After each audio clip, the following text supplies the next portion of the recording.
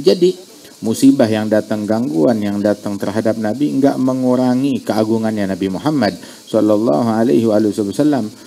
Justru di situ ada mawaqif, ada sikap yang ditempuh, yang diambil oleh Rasulullah yang menunjukkan betapa agung, betapa luhur, betapa mulianya Nabi Muhammad dan menjadi contoh teladan bagaimana cara kita bersikap.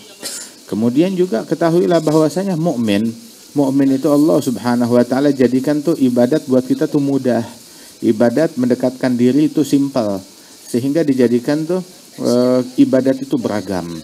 Bukan cuma sekedar sholat saja. Sholat ada macam-macam. Bukan cuma sholat sunnah itu macam-macam.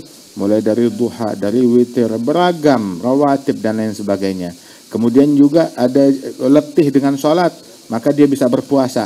Capek dengan puasa, dia bisa i'tikaf. Capek dengan i'tikaf, dia bisa berzikir. Dia bisa berzikir, bisa bersolawat kepada Nabi Muhammad, dan zikir beragam. Capek dengan satu zikir, ada zikir yang lain, terus beragam, dan zikir nggak perlu biaya, nggak repot. Kemudian juga ada lagi ibadat dalam bentuk berderma, ibadat dalam bentuk berinfak, ibadat membantu dan menolong orang lain, ataupun dengan mendoakan orang lain, ataupun dengan tersenyum, ataupun dengan bersalaman, atau dengan memberi salam, atau dengan menyingkirkan gangguan dari jalanan. Ibadat itu beragam.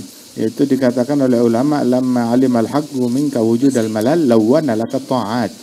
Allah Ta'ala tahu kita ini orang yang mudah jenuh, mudah bosan, sehingga ketaatan dibikin beragam oleh Allah Subhanahu wa Ta'ala. Termasuk juga seseorang yang pulang ke rumahnya sehabis bekerja dalam keadaan penat, letih, maka amsa maghfuran lah. Maka pada malam hari itu dosa-dosanya diampunkan oleh Allah Subhanahu wa Ta'ala. Talabul halal wajibatun ala kulli muslim, wajibun ala kulli muslim. Mencari rezeki yang halal adalah kewajiban atas setiap muslim, dan maknanya wajib dikerjakan mendapatkan pahala dari Allah Subhanahu wa taala. Wa hakadha, dimudahkan oleh Allah Subhanahu wa taala di dalam ketaatan tersebut. Bahkan sampai-sampai yang enggak kesampaian dengan amalan kita tetap bisa kita dapatkan pahala dengan niat kita, dengan tekad kita. Dikatakan tuh, disabdakan oleh Rasulullah fi Sahih Bukhari, ada satu orang di mana orang tersebut dia melewati suatu kampung yang dilanda krisis ekonomi. Orang pada kelaparan, banyak yang mati karena krisis ekonomi, kekurangan bahan pangan, nggak ada makanan. Sehingga akhirnya itu orang dia nggak punya apa-apa buat ngebantu. Dia musafir ngelewatin itu kampung, merasa prihatin, dia bersedih. Saat keluar dari kampung lihat ada bukit kecil. Terus dia berkata dalam hatinya dia bilang dengan suara perlahan, seandainya bukit ini ya adalah roti gandum dan milik saya, niscaya akan saya sedekahkan kepada orang-orang kampung semuanya.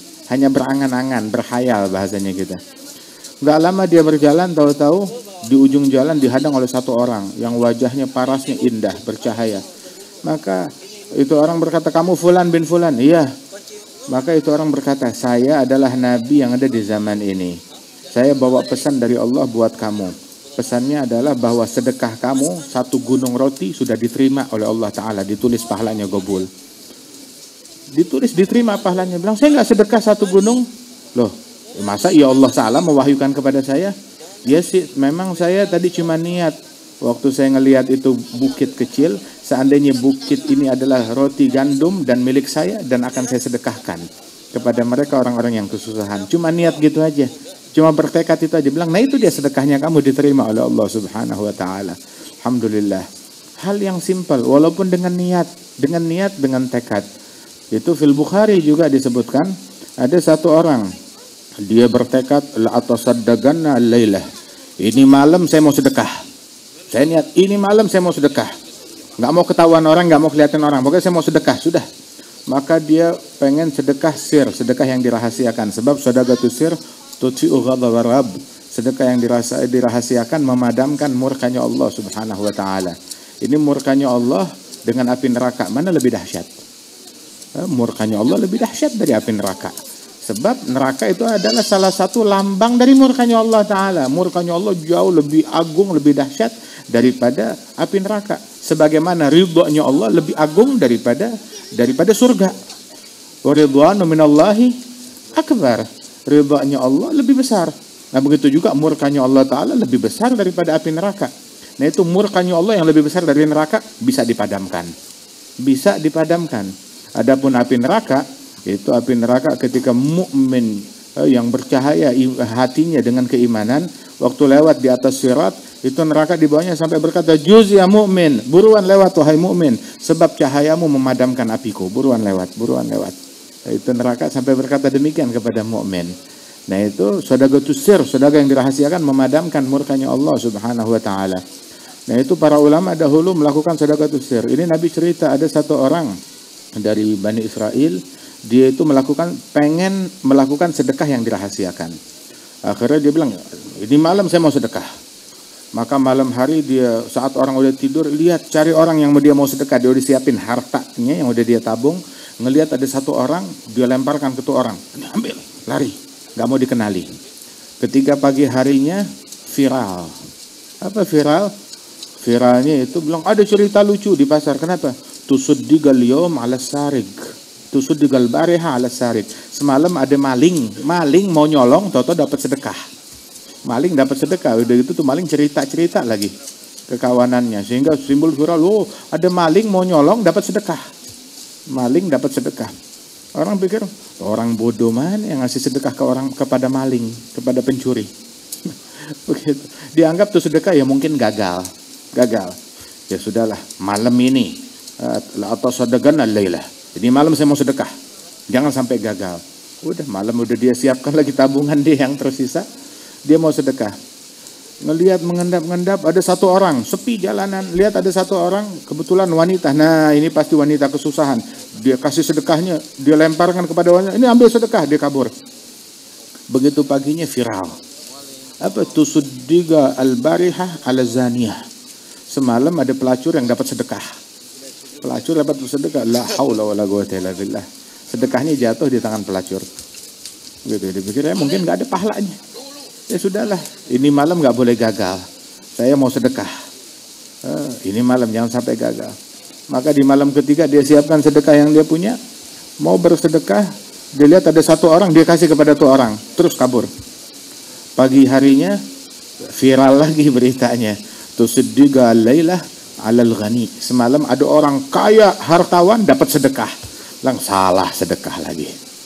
Maka akhirnya diinfokan dari Nabi di zaman tersebut, menyampaikan kepada tuh orang, adapun sedekahmu kepada orang yang pencuri itu fa'asa, dengan berkat sedekahmu dia taubat dari pencurian yang dia lakukan.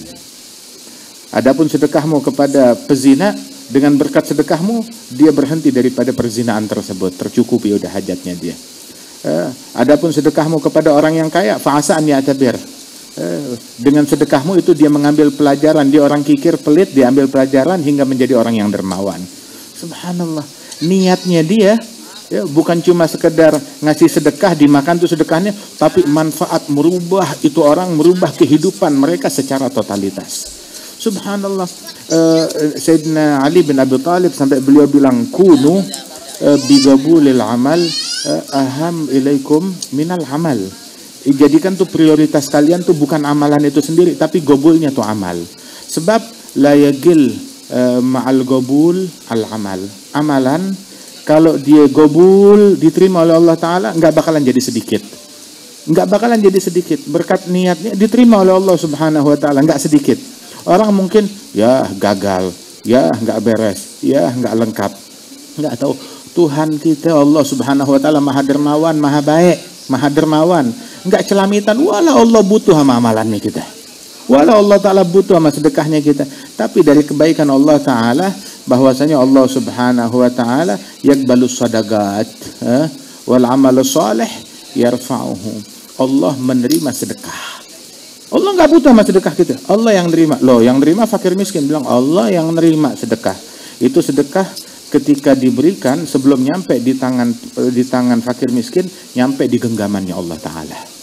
Sampai ba'du salihin itu adabnya mereka kalau ngasih sedekah nggak berani mereka tangannya di atas.